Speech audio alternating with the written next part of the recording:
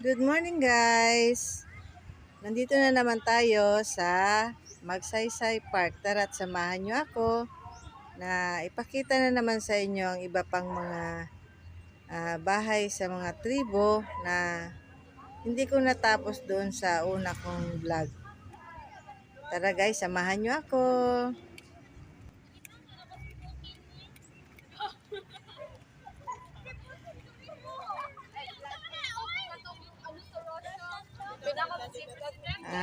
Makikita natin dito guys yung mga estudyante na timing na pagpunta ko dito ay nandito rin sila.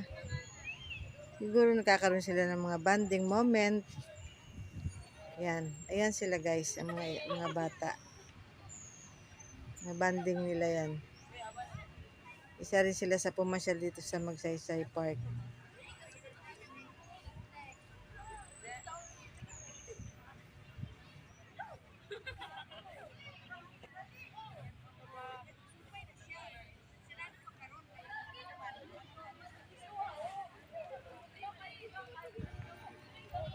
Yung dyan sa unahan guys na mga booth, yan mga ano yan, mga kainan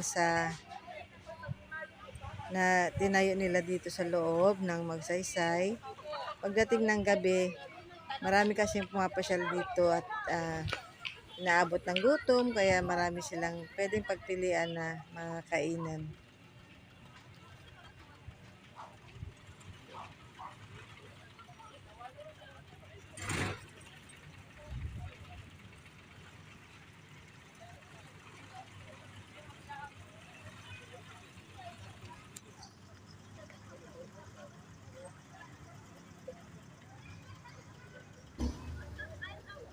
Yan ang rebulto ng ating Ramon Magsaysay na nandito sa loob ng ng park.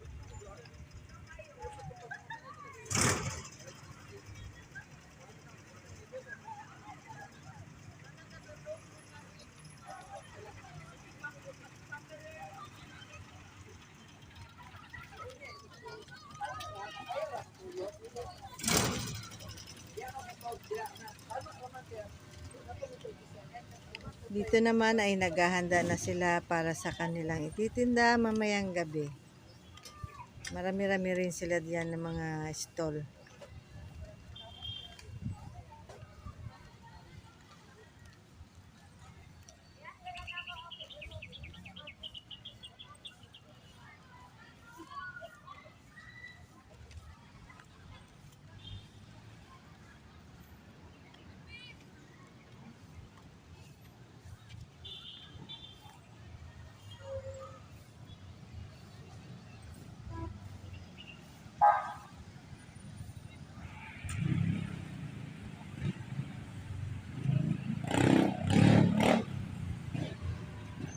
Dito naman sa taas guys, yung pinakita ko sa inyo na sa nauna kong vlog, yung mga pananim, mga halaman at mga fruit trees na pwede nyo mabibili.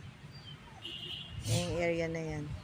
At dito sa kabila, yan yung ipapakita ko sa inyo ngayon na hindi ko pa naipakita na mga bahay ng mga tribo.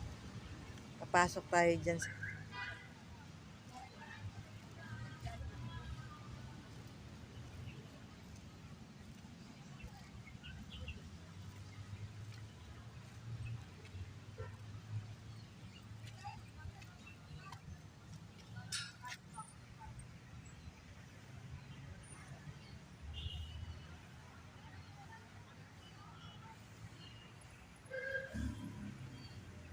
yan yung Bagobo Tagabawa.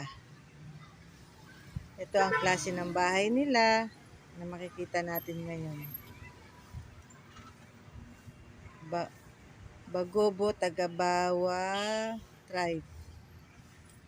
Ang bahay nila guys ay yari sa mga kawayan at mga nipa.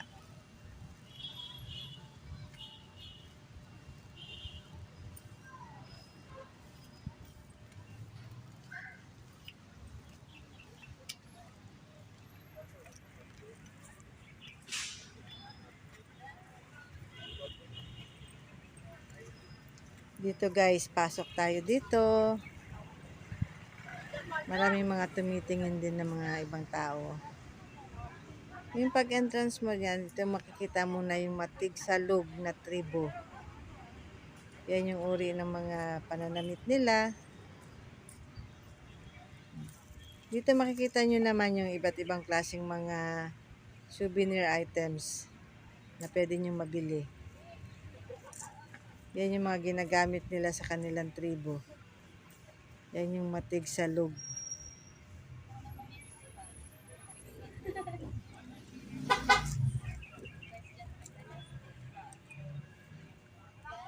Ito yung bahay nila. Napakasimple ng buhay nung araw talaga.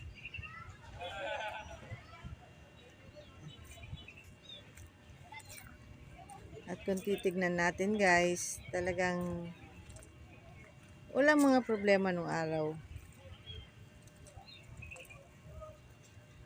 Dito naman ay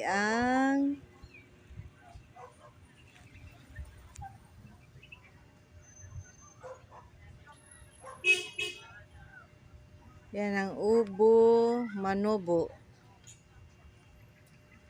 Mga manobo. Makikita nyo guys sa iba't ibang klase mga tribo. Iba-ibang klase rin ang pananamit nila. Napakalinis ng paligid. Dito naman ang mga ata.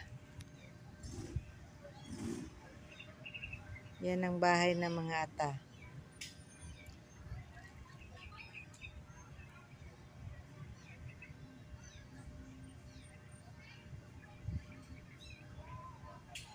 Mga payak at simpleng bahay. Nayari sa kawayan at mga nipa. At yung bubong nila, talagang sila lang mismo ang gumagawa niyan. Hindi na sila kailangang gumastos ng gusto kasi sila na mismo ang gumagawa. Dito naman sa kabila, ito naman yung pakita ko rin sa inyo ang pananamit ng mga ata. Ibang klase, iba na naman ang makikita natin ang paano ang pananamit nila.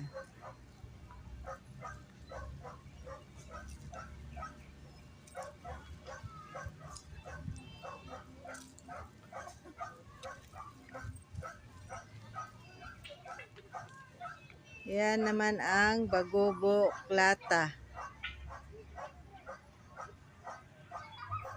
Yan yung parang ano nila, second floor. Gawa lang ng mga poste.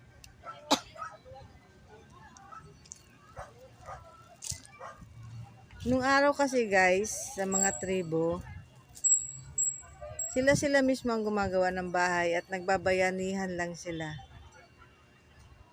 Yan ang Bagobo Klata. Yan ang style naman ng pananamit nila.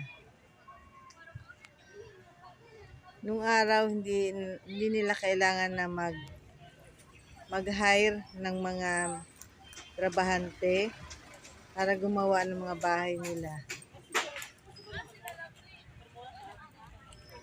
Dito naman guys, makikita nyo yung skating rink. Isa rin sa pinupuntahan ng mga kabataan. Yan. May mga nagbibisikleta, may mga nag-skating. Matagal na itong Magsaysay Park dito sa Davao guys. Marami-rami na rin ang pumapasyal dito.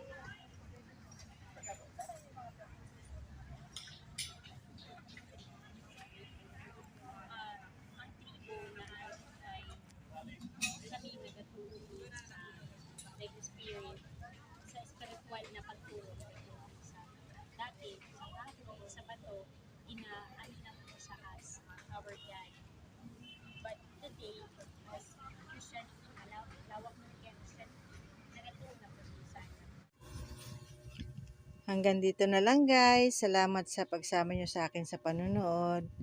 Please do like and subscribe and God bless all.